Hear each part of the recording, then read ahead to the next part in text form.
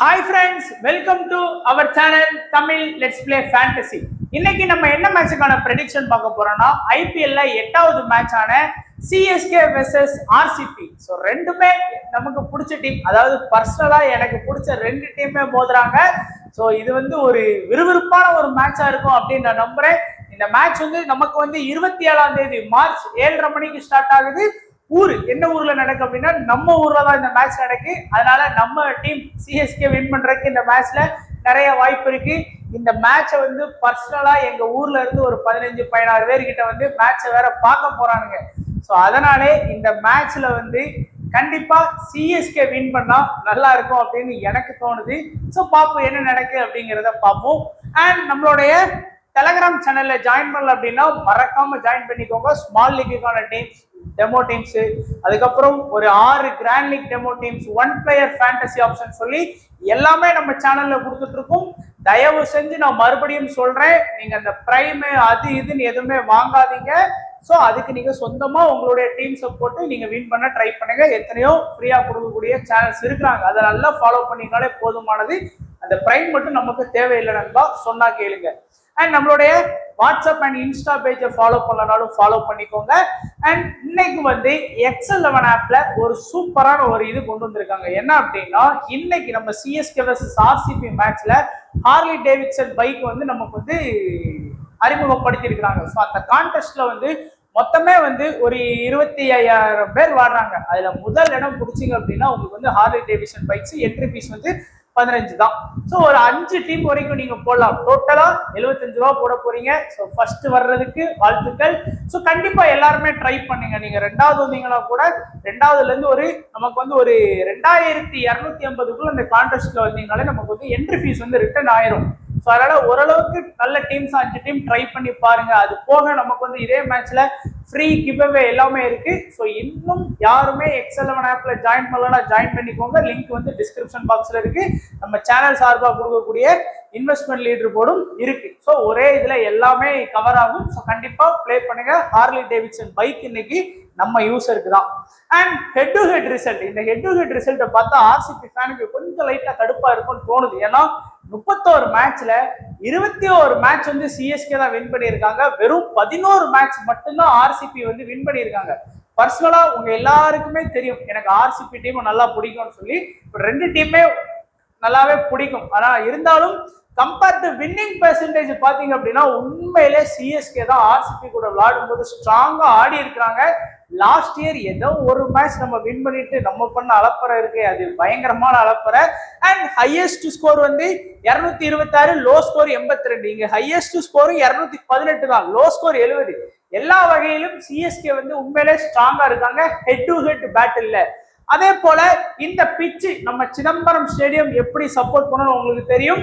ஸ்பின்னுக்கு பேர் போன கிரவுண்டு. அது மட்டும் இல்லாம ஐபிஎல்ல எல்லா கிரவுண்டுமே 200+ கொடுக்கும். ஆனா நம்ம கிரவுண்டு மட்டும்தான் மும்பை அவ்வளோ பெரிய பேட்டிங் ஸ்ட்ராங்கா இருக்கக்கூடிய டீமால கூட ஸ்கோர் கம்மியா பண்ண முடியும். அதையும் நம்மளும் பாத்தீங்கன்னா பேட்டிங்ல அவ்வளவு ஸ்ட்ராங்கா இருந்தாலும் கடைசி ஓவர்ல தான் நம்ம பினிஷ் பண்ணுவோம். அதுதான் சிஎஸ்கேயோட ஸ்டைலு. அண்ட் பிச்சை பொறுத்த வரைக்கும் பவுண்டரி லைன் பாத்தீங்கன்னா இந்த பிச் கொஞ்சம் பெருசு. நீங்க எந்த பிச்சாச்சும் off side leg side 72 metre 75 metre போட்டு பாத்துருக்கீங்களா? பார்க்கல. பட் சிஎஸ்கே பிச்சு போட்டாங்க. அண்ட் ஸ்ட்ரைட்ல காமனா 76. எல்லா பிச்சுமே 59 போட்டாங்க. கொல்கத்தால 64 இந்த மாதிரிலாம் போடுவாங்க. ஆனா இங்கதான் ரெண்டுமே off side leg side straight எல்லாமே 70+ இருக்கு. ஸோ 6 அடிக்கிறது கொஞ்சம் கஷ்டம் தான். ஏன்னா ஒரு 60 மீட்டர்ல 6 அடிக்காருன்னா இது இங்க அது கேட்ச் ஆகிறதுக்கு வாய்ப்பு இருக்கு. ஸோ அதனாலதான் சொல்றது. அதே போல பிச்சோட வியூ பாருங்க, நல்ல விரிசல்லாம் இருக்கு. ஸோ பிச்சை லாஸ்ட் மேட்ச் டேனி மோரிசனும் வாட்சனும் தான் அதை பார்த்துட்டு ரிவ்யூ பண்ணாங்க. ஸோ அதோட ரிப்போர்ட் தான் இதுல இருக்கு. அதுக்கான ஃபைனல் இந்த மேட்சுக்கான ரிப்போர்ட்டும் நம்ம டெலகிராம் சேனல்ல வந்துடும். அண்ட் ஓவராலா பாத்தீங்கன்னா இந்த சீசன்ல ஒரு மேட்ச் ஆடி இருக்காங்க. பேட்டிங் செகண்ட் பண்ண டீம் வின் பண்ணிருக்காங்க. ஆவரேஜான first inning score 155, high score 158, low score 155. ரீசெண்டா நடந்த மேட்ச் இது 158 தான் வரும். ஆமா, ரெண்டும் மாறி இருக்கு. ஸோ அது மட்டும் மிஸ்டேக் பண்ணிக்காதீங்க.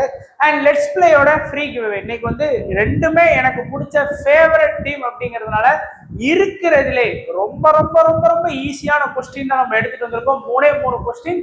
இன்னைக்கு மேட்ச்ல யார் வின் பண்ண போறா? சிஎஸ்கேவா ஆர்சிபியா? ரெண்டாவது கொஸ்டின், இன்னைக்கு மேட்ச்ல தோனி வந்து எத்தனை கேட்ச் பிடிப்பாரு, அதே போல விராட் கோலி எத்தனை கேட்ச் பிடிப்பாரு? இன்னைக்கு உங்களுக்கு சிஎஸ்கே வின் பண்ண தோணுனா 1ன்னு போட்டு சிஎஸ்கே, ரெண்டாவதுல தோனி எத்தனை கேட்ச் பிடிப்பாரு அப்படின்னா 1, இல்ல விராட் கோலி வந்து 1 அப்படிங்கிற மாதிரி போட்டா போதும். நீங்க எல்லாத்தையும் மென்ஷன் பண்ணி போடணும்னு கிடையாது. 1 மேன் ஆஃப் த மேட்ச் அப்படின்னு போடலாம் போடணும் கிடையாது. சும்மா 1 2 3 போட்டு ஆன்சர் பண்ணீங்க. சரியா 3 கேள்விகளுக்கும் ஆன்சர் பண்றவங்களுக்கு மட்டும்தான் நம்மளுடைய கிவ்அவே. அட்லீஸ்ட் 2 ஆன்சர் பண்ணியிருந்தாங்க அப்படின்னா யாருக்காச்சும் ஒருத்தருக்கு நான் இந்த ஃபர்ஸ்ட் கமெண்ட் பண்ணியிருந்தாங்க அப்படின்னா, ஏன்னா வரிசையா கமெண்ட் பண்ண கூட இருக்கும், அந்த வரிசையில ஃபர்ஸ்ட் யார் இருக்காங்களோ அவங்களுக்கு கொடுத்துருவேன் இந்த மேட்ச். ஏன்னா யாருக்குமே கொடுக்காத மாதிரி இருக்கக்கூடாது. ஸோ ஒருத்தருக்கு தான் கொடுக்க போறோம். 3மே ஆன்சர் சரியா பண்ணியிருக்கோம். அட்லீஸ்ட் 2 பண்ணாங்க அப்படின்னா ஃபர்ஸ்ட் யார் கமெண்ட் பண்ணிருக்காங்க, இப்ப 2 பேர் பண்ணியிருக்காங்க அப்படின்னா அதுல யார் முதல்ல பண்ணியிருக்காங்களோ அவங்களுக்கு தான் அந்த கிவ்அவே. ஸோ மிஸ் பண்ணிடாதீங்க நண்பா. அண்ட் ப்ரெடிக்ஷன் வந்து இப்போ நம்ம ஆரம்பிக்க போறோம். ஸோ நம்மளுடைய ப்ரெடிக்ஷன் ஃபர்ஸ்ட் வந்து சிஎஸ்கே வந்து பார்த்துடலாம். அவங்க வந்து ஹோம் பிச்ல ஆடுறதுனால இன்னிங்ஸ் ஓபன் பண்ணக்கூடியது ரவீந்திராவும் திருப்பதியும் வந்து இன்னிங்ஸ் ஓபன் பண்றாங்க. ஸோ ரவீந்திரா வந்து செம ஃபார்ம் ஆடிட்டு இருக்காரு. இந்த ஐபிஎல் போன மேட்ச் ஆடினதுனால அப்படி சொல்லல, இதுக்கு முன்னாடி நடந்த சாம்பியன்ஸ் டிராஃபில அவர் தான் மேன் ஆஃப் த சீரிஸ் வாங்கினார். ஸோ அந்த லெவலுக்கு வந்து ஒரு பெஸ்ட் பிளேயரா வந்து ரவீந்திரா இருக்காரு. அதே போல நம்ம சிஎஸ்கே பிச்சிலையும் வந்து ஒரு பர்டிகுலரா ஒரு 47 ஆவரேஜ் வச்சிருக்காரு. எப்பெல்லாம் ரவீந்திரா வந்து செகண்ட் பேட்டிங் வர்றாரோ அப்போலாம் அவருடைய வேல்யூ வந்து கண்டிப்பா இன்க்ரீஸ் ஆகுதுங்க.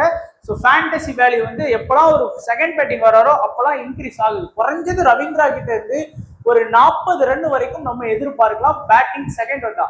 அதுவே அவர் பேட்டிங் ஃபர்ஸ்ட் வந்தாருன்னா ரொம்ப கஷ்டப்படுறாரு, ஸ்கோர் பண்றதுக்கு வந்து தடுமாறுறாரு. நீங்க இதுக்கு முன்னாடி நடந்த அவருடைய இன்டர்நேஷனல் T20 ரெக்கார்டு எடுத்து பார்த்தீங்கன்னா, ஸ்ரீலங்கா கூட ஆடும்போது சரி, அடுத்து பங்களாதேஷ் கூட ஒரு சீரீஸ் ஆடும்போது சரி, அப்பெல்லாம் அவர் ஃபர்ஸ்ட் பேட்டிங் வந்தாருன்னா அந்த சிங்கிள் டிஜிட் 0ல இருந்து 10 ரன்னுக்குள்ள ஆடுறதுக்கே ரொம்ப கஷ்டப்படுறாரு. அந்த 0ல இருந்து 10 அதை தாண்டிட்டாருன்னா நம்ம ரன்ஸ் எதிர்பார்க்கலாம் ஃபர்ஸ்ட் பேட்டிங்லயும்.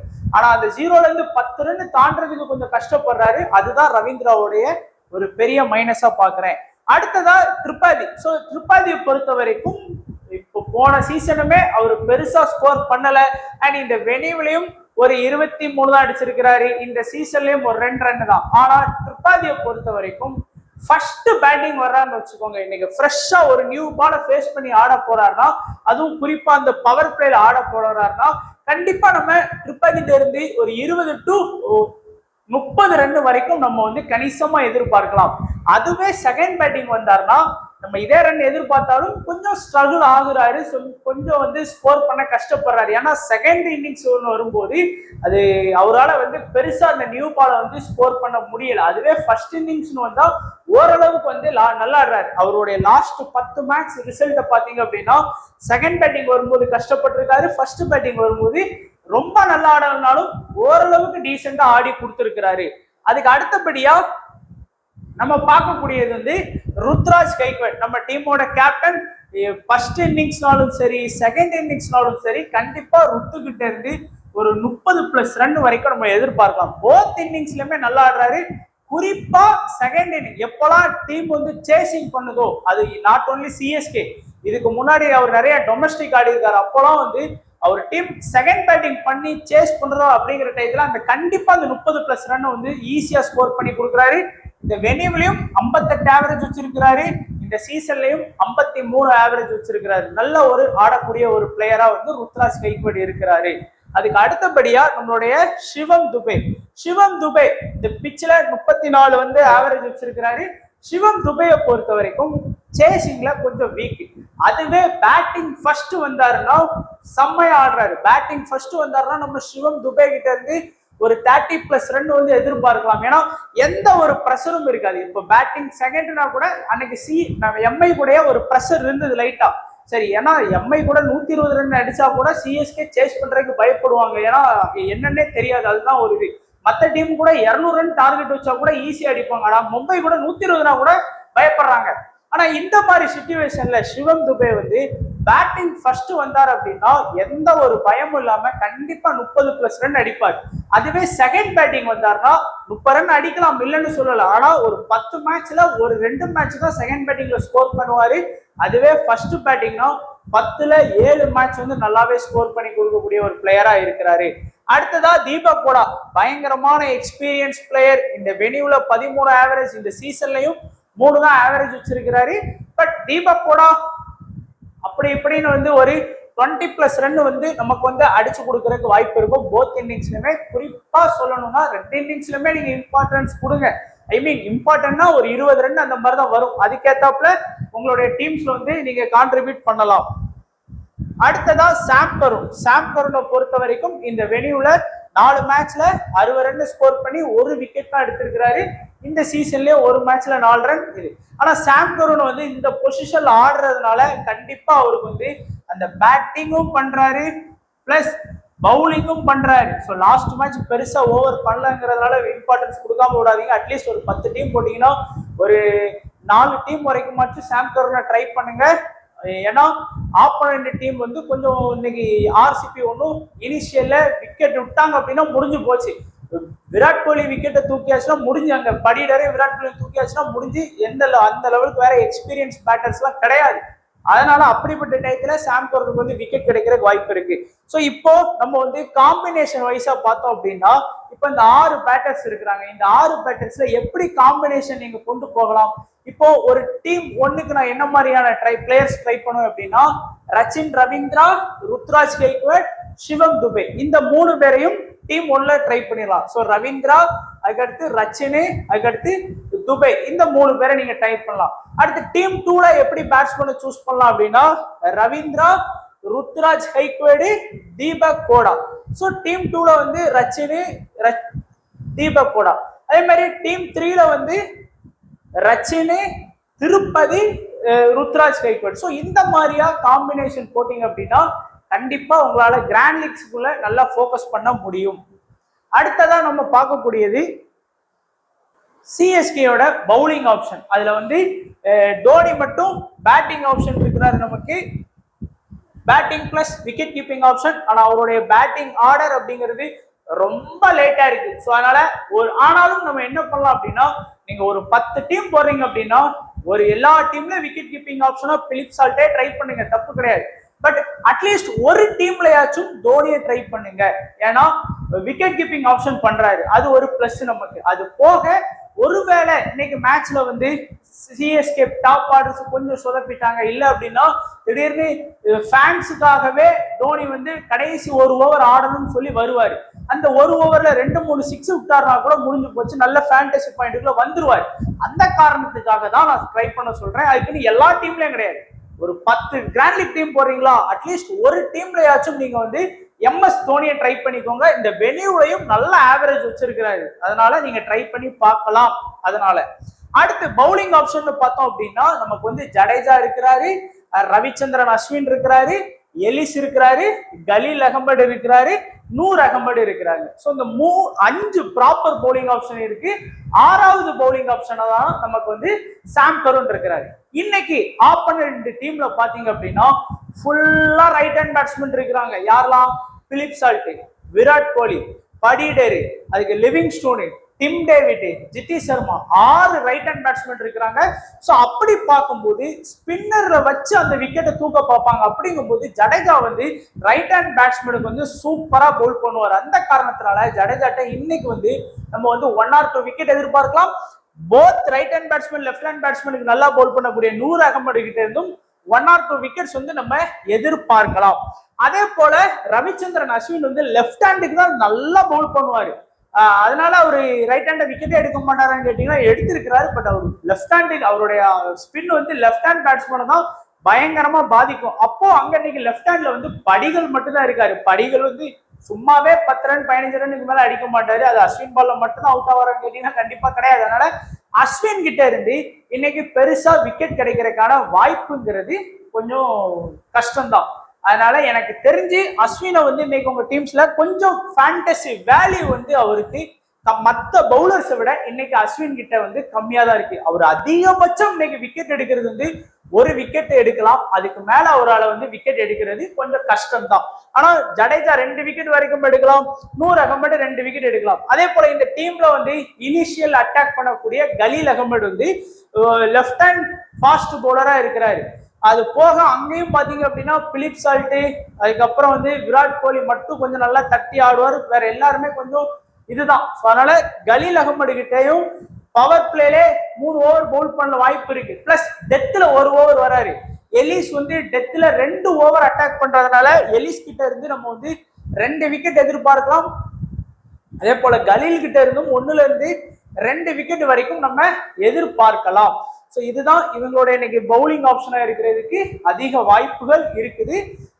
சாம் கருண் கிட்ட இருந்து நீங்க 1 விக்கெட் வரைக்கும் நீங்க எதிர்பார்க்கலாம். ஏன்னா அது ஓவர் வந்து கொஞ்சம் சாம் கருணுக்கு வந்து ஃபுல்லா 4 ஓவர் பவுல் பண்ணுவாருன்னு கேட்டீங்கன்னா கண்டிப்பா கிடையாது. ஏன்னா எலிஸ் 4 ஓவர் பவுல் பண்ணிடுவாரு, கலீல் அகமது 4 ஓவர், 100 அகமது 4 ஓவர், அஸ்வின் வந்து ஒரு 3 ஓவர், ஜடேஜா வந்து ஒரு 3 ஓவர்னாலும் 2 ஓவர் சாம் கருண் போடலாம். இதுல ஒருவேளை கலீலுக்கு 1 ஓவர் குறைச்சிட்டு இன்னைக்கு ஜடேஜா கூட 4 ஓவர் பவுல் பண்ணலாம். ஏன்னா நிறைய ரைட் ஹேண்ட் பேட்ஸ்மேன் இருக்கிறதுனால இந்த மாதிரி கூட பவுலிங் ஆப்ஷன் கொடுப்பாங்க.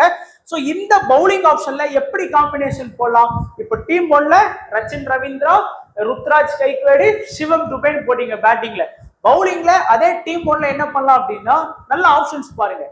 ஜடேஜா, 100 அகமது, கலீல் அகமது, இது ஒரு டீம் 1 காம்பினேஷன். டீம் 2 காம்பினேஷன்ல அங்க வந்து ரச்சின், ருத்ராஜ் கைக்வேடு, தீபக் கூட போட்டீங்க. இங்க வந்து ரவீந்திர ஜடேஜா, அதே போல 100 அகமது, எலிஸ், இந்த மாதிரி காம்போ போடுங்க. டீம் 3ல வந்து நீங்க வந்து ரவீந்திர ஜடேஜா, 100 அகமது, ரவிச்சந்திரன் அஸ்வின். ஸோ இந்த மாதிரி எல்லா காம்போவும் ட்ரை பண்ணி பாருங்க. இன்னொரு டீம்ல ஜடேஜாவை டிராப் பண்ணுங்க, 100 அகமது, கலீல் அகமது, எலிஸ், இந்த காம்போவை ட்ரை பண்ணுங்க. ஸோ இந்த மாதிரி காம்பினேஷன் நீங்க ஓனா கிரியேட் பண்ணீங்க அப்படின்னா ரொம்ப யூஸ்ஃபுல்லா இருக்கும். மறுபடியும் சொல்றேன், ஒரே ஒரு டீம்ல போட்டன்பெர்க்கு நம்ம தலை டோனியை வந்து ட்ரை பண்ணிருங்க. திடீர்னு வந்து பிலிப் சால்ட் ஃபிளாப், ஜித்தி சர்மா ஃபிளாப் அப்படிங்கும் போது விக்கெட் கீப்பிங் ஆப்ஷன்ல டோனியை எடுத்தவன் கிராண்ட் லீக் வின் பண்ணுவான். ஸோ அந்த மாதிரி எல்லாம் நடந்திருக்கு. இந்த மேட்ச் நடக்குமா இல்லையான்னு எனக்கு தெரியாது, ஆனா அந்த மாதிரிலாம் நடந்திருக்கு, வாய்ப்புகள் இருக்கு. ஒரு 10% வாய்ப்பு இருக்கு. சும்மா பேட்டிங் லேட்டா தானே வர்றாரு, வயசானவர் அப்படின்லாம் ட்ரை பண்ணாம விட்டுறாதீங்க. அட்லீஸ்ட் ஒரு டீம்லயாச்சும் ட்ரை பண்ணிக்கோங்க. டோனியை பிடிக்குமோ பிடிக்கலையோ அது ரெண்டாவது. நான்லாம் இது வரைக்கும் டீம் இந்த ஃபேண்டசில வந்து டோனியை செலக்ட் பண்ணவே மாட்டேன், எனக்கு பிடிச்ச பிளேயர் தான். ஆனாலும் 10 டீம் போட்டோம்னா ஒரு டீம் போடுறதுல தப்பு கிடையாது. அடுத்ததா நம்ம பார்க்கக்கூடியது ஆர்சிபி. ஆர்சிபி வந்து எல்லா சீசன் மாதிரியும் இல்லை, இந்த சீசன் வந்து உண்மையிலே நல்லா ஸ்ட்ராங்கா ஆடக்கூடிய ஒரு பிளேயர்ஸா தான் இருக்கிறாங்க. ஸோ டாப் ஆர்டர்ஸ் வந்து பாத்தீங்கன்னா பிலிப் சால்ட், அடுத்து விராட் கோலி, அடுத்து படிகல், அதுக்கடுத்து படிடர், லிவிங்ஸ்டோன், ஜிதேஷ் சர்மா. இதுல வந்து யாருக்கெல்லாம் பவுலிங் ஆப்ஷன் இருக்குன்னு பாத்தீங்கன்னா லிவிங்ஸ்டோனுக்கு பவுலிங் ஆப்ஷன் இருக்குங்க, 2 ஓவர் பவுல் பண்ணுவாரு. ஸோ மற்ற பிளேயரை விட லிவிங்ஸ்டோனுக்கு ஒரு ஃபேண்டசி வேல்யூ வந்து இன்க்ரீஸ் ஆகுது. ஏன்னா எல்லாருக்கும் ஒன்லி பேட்டிங் ஆப்ஷன் தான் இருக்கு. அதே போல ஜிதேஷ் சர்மாக்கு வந்து ஃபேண்டசி வேல்யூ கூடுது, ஏன்னா விக்கெட் கீப்பர். லாஸ்ட் மேட்ச் வந்து ஜிதேஷ் சர்மா 0 ரன் தான். அப்புறம் எப்படி ஃபேண்டசில 40 பாயிண்ட் வாங்கி கொடுத்தாரு? 4 கேட்ச் கிட்ட பிடிச்சிட்டாரு. 4-5 தெரியல, 4 கேட்ச் நினைக்கிறேன். ஸோ ரன் அவுட்லாம் பண்ணாரு. ஸோ அதுல 40 பாயிண்ட் வாங்கி கொடுத்துட்டாரு, பிளஸ் பிளேயிங் லெவல்ல சேர்ந்து ஒரு 4 பாயிண்ட். அதனால இந்த 2 பேரோட ஃபேண்டசி வேல்யூ கண்டிப்பா இன்க்ரீஸ் ஆகுது, அதை நோட் பண்ணிக்கோங்க. ஏன்னா ஆப்போனன்ட் டீம்ல நிறைய லெஃப்ட் ஹேண்ட் பேட்ஸ்மேன் இருக்கிறாங்க. யாரெல்லாம் இருக்கிறா? ரச்சின் ரவீந்திரா இருக்கிறாரு, அதுக்கப்புறம் சிவம் துபே இருக்கிறாரு, அதுக்கப்புறம் சாம் கருண் இருக்கிறாரு, ரவீந்திர ஜடேஜா இருக்காங்க. ஸோ 4 லெஃப்ட் ஹேண்ட் பேட்ஸ்மேன் இருக்கிறதுனால லிவிங்ஸ்டோன் வந்து அவருடைய 2 ஓவரை பவுல் பண்றதுக்கு வாய்ப்புகள் இருக்காது. விக்கெட் கிடைக்குமா கிடைக்காதாங்கிறது ரெண்டாவது, பட் அந்த வாய்ப்பு அப்படிங்கிறது இருக்கு அவருக்கு. ஸோ அதனால லிவிங்ஸ்டோனோட ஃபேண்டசி வேல்யூவும் ஜிதேஷ் சர்மாவோட ஃபேண்டசி வேல்யூவும் கண்டிப்பா இன்க்ரீஸ் ஆகும். அடுத்ததா பிலிப் சால்ட் இந்த வெனியூல ரொம்பவே ரன் கம்மியா ஆவரேஜ் வச்சிருக்கிறாரு. விராட் கோலி ஓரளவுக்கு ஒரு டீசென்ட் ஆவரேஜ் வச்சிருக்கிறாரு.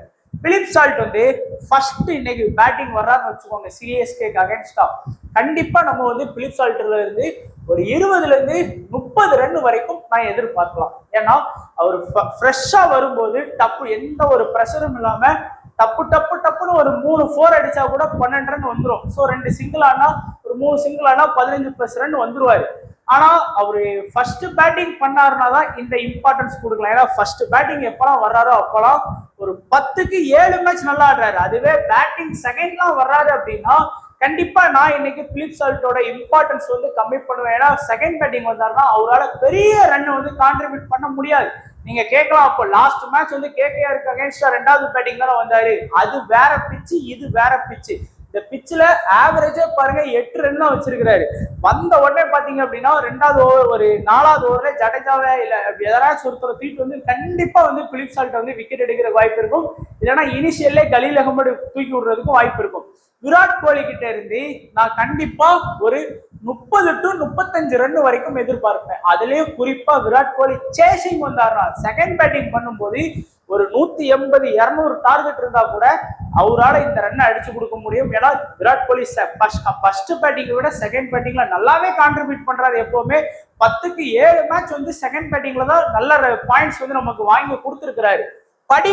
படிகள் வந்து இந்த வெனியூல ஒரு 20 தான் ஆவரேஜ் வச்சிருக்கிறாரு. இருந்தாலும் நம்ம இந்த மேட்ச் வந்து படிகள் வந்து ஒரு 15ல இருந்து ஒரு 20 ரன் வரைக்கும் எதிர்பார்க்கலாம். அதுவும் குறிப்பா நான் செகண்ட் பேட்டிங் தான். ஏன்னா படிகளும் வந்து செகண்ட் பேட்டிங் எப்பெல்லாம் வர்றாரோ அப்பெல்லாம் இந்த ரன்னை வந்து கண்டிப்பா கான்ட்ரிபியூட் பண்ணி கொடுக்குறாரு டீமுக்கு. ஃபர்ஸ்ட் ஃப்ரெஷ்ஷா பேட்டிங் வந்தாருன்னா கொஞ்சம் வீக்கா தான் ஆடுறாரு, ஸ்ட்ரகிள் ஆகுறாரு.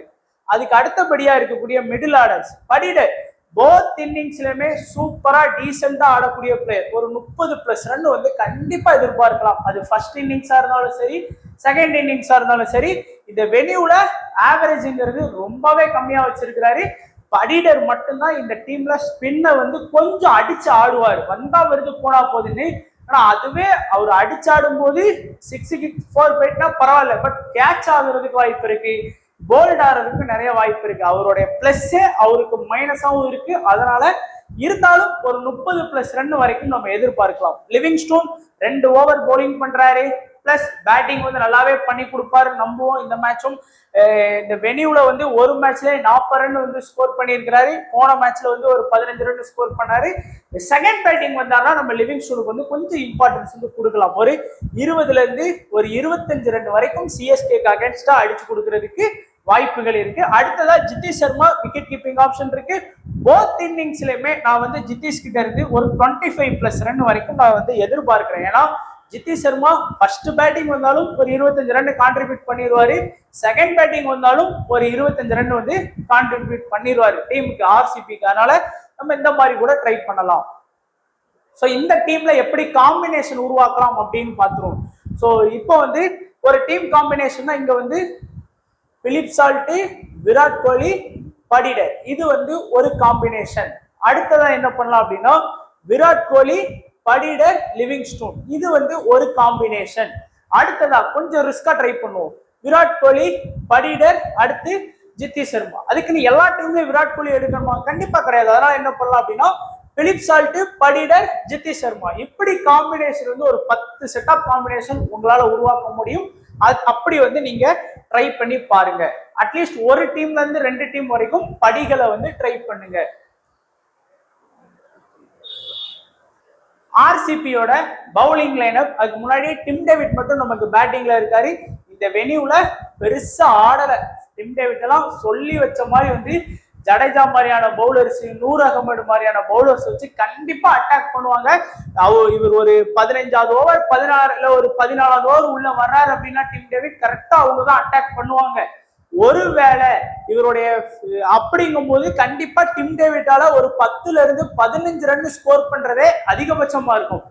ஒருவேளை அதெல்லாம் தாண்டி பேட்டிங் உள்ள வர்றாரு, கடைசி ஒரு 3 ஓவர் உள்ள வர்றாரு, கலீல் அகமது எலிசா ஃபேஸ் பண்ண போறாரு அப்படின்னா நம்ம வந்து கண்டிப்பா டிம் டேவிட்ல இருந்து ஒரு 20+ ரன் வரைக்கும் நம்ம சாலிடா எதிர்பார்க்கலாம்.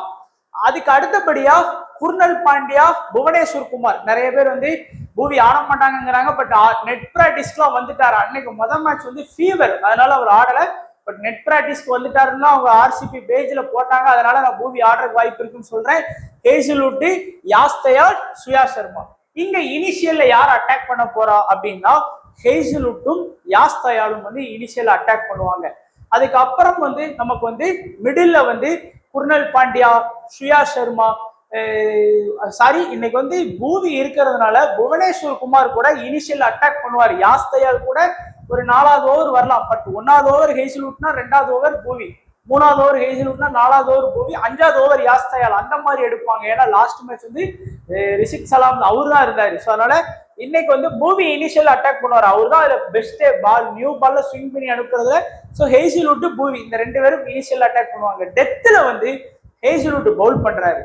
கண்டிப்பா ஹேசில்வுட்ல ஒரு 2 விக்கெட் வரைக்கும் நம்ம எதிர்பார்க்கலாம். அது போக 4 ஓவரை வந்து கம்ப்ளீட் பண்ணிடுவார். அவருடைய ஸ்பெல் 4 ஓவர் மஸ்டா பவுல் பண்ணிடுவாரு. இந்த வெனியூல ஆடல. அதுக்கப்புறம் புவனேஸ்வர் குமாரும் அவருடைய ஆல்மோஸ்ட் வந்து ஒரு 3 ஓவர் வரைக்கும் பவுல் பண்றதுக்கான வாய்ப்பு இருக்கு. ஸோ 3 ஓவர்ல இருந்து 4 ஓவர் வரைக்கும் பவுல் பண்ணுவாரு.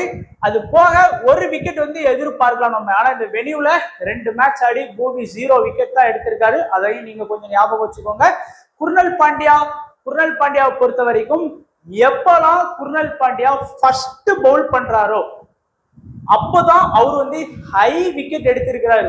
கண்டிப்பா 1 or 2 விக்கெட் எதிர்பார்க்கலாம். அதுவே செகண்ட் பவுல் பண்ணாரா மேபி குர்னல் பாண்டியா ஃபிளாப் கூட ஆகலாங்க. ஏன்னா ஒரு 10 மேட்ச்ல ஒரு 4 மேட்ச் தான் செகண்ட் இன்னிங்ஸ்ல விக்கெட் எடுத்து கொடுக்காரு. அதுவே ஃபர்ஸ்ட் இன்னிங்ஸ்ல 10க்கு 8 மேட்ச் விக்கெட் எடுத்து கொடுக்காரு.